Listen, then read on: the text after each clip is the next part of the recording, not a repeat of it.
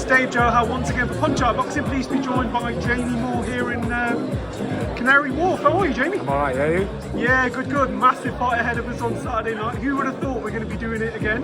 But we're here now. Yeah, no, but I sort of half expected it, you know, because of the controversy from the first fight. And we are where we are, yes. Dave wanted the rematch. From everything what I've heard, Johnny was really keen to push for it. And now we find ourselves in the position where we're days away.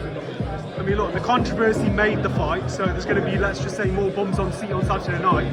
But in terms of Dave and the game, I don't know if that's true, to be honest. I don't think the controversy made the fight, because the fight in itself, the fight in itself was a very good fight, and the controversy just sort of added more to the drama because it was a very dramatic fight.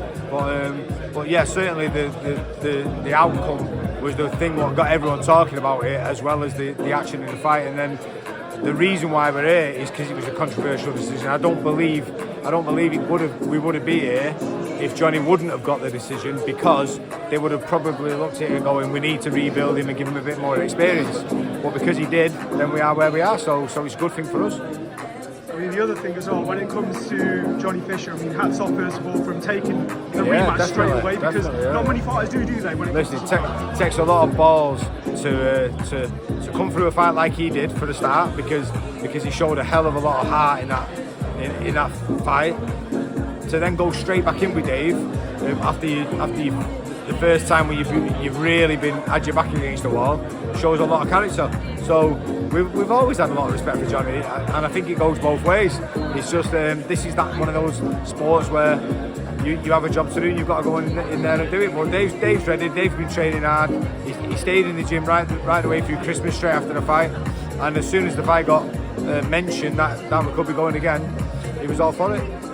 I mean, it's more of a must-win for Johnny, isn't it, than Dave, I suppose? Or yeah, well, I think you could say that. You know, Dave's 33 now, and 33 for a heavyweight's not old, but he's probably got 2 or 3 years left in him.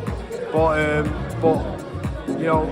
in terms of big fights, you're probably talking that could be the end of it for Dave if he doesn't win. Whereas Johnny's got a long rebuilding process if he doesn't win.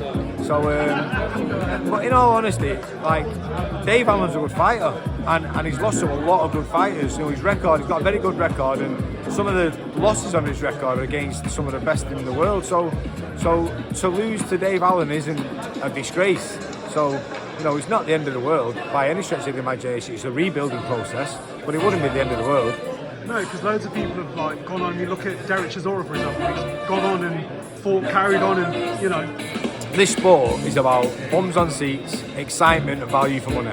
And of course, every fighter wants to be a world champion. But my own career, to be honest, when I was a fighter myself, I based my sort of style wanting to excite the fans and encourage that sort of exciting style. So and I probably overachieved, whereas I ended up winning British, Commonwealth and European titles. I never expected that before I turned pro. So if you're an exciting fighter, Tommy Coyle was one of my fighters. Everybody loved him because of the way he fought. So you don't always have to be a massively successful fighter to be popular. And Dave certainly fits into that mould where he's an absolute cult hero in boxing. Not necessarily because of how good he is, but because the fans warm to him, and he always gives his all to try and give the fans the best type of fights. I was going to ask you as well, I always tell people to watch your fight against Macklin, because that fight absolutely had it all.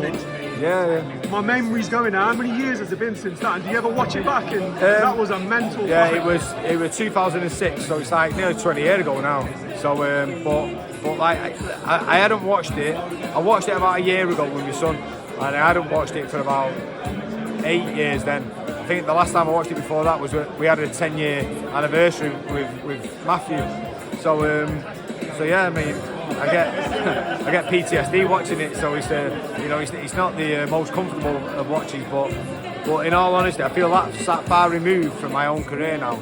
I can look at it and I sort of go, wow, how on earth did you actually do that? But when you're in there, you just go into autopilot. You do well. You either do it or you don't, and that's one of the things. That's what I'm talking about, Johnny Fisher. So while he's sort of relevant, Johnny Fisher would never have known whether he could get through those type of crises in that first fight with Dave until his back was against the wall, and he came through it. So I've said this to Dave, you know, you've got to give him a lot of credit for it and respect for it, because until you're in that position, you don't know how you're going to respond. It's going to be a cracking fight, whatever the outcome. Good luck, Jamie, on Saturday night, and we'll be watching, mate. Cheers.